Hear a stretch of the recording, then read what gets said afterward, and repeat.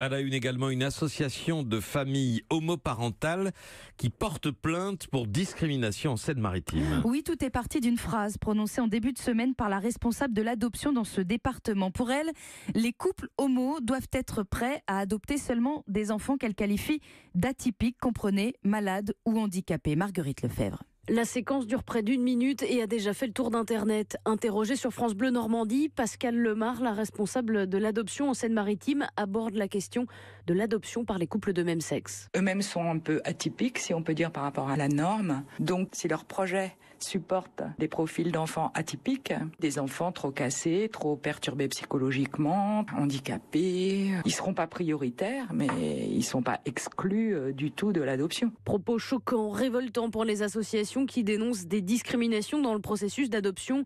Alexandre Hurwitz préside l'association des familles homoparentales. On voit bien qu'il y a un gros problème. On a eu des retours à Paris d'un couple auquel on avait proposé un enfant qui était séropositif parce que 35 dossiers avant lui n'avaient pas été choisis. Il s'agissait de familles hétérosexuelles qui n'en voulaient pas. Ces familles, elles ne sont pas traitées de la même manière. C'est déjà très compliqué d'adopter des enfants. Si on vient les discriminer, il y a quand même un problème. Depuis 2013, 10 enfants pupilles de l'État ont été adoptés par des couples de même sexe. Dans le même temps, près de 3500 l'ont été par des couples hétérosexuels. Marguerite Lefebvre.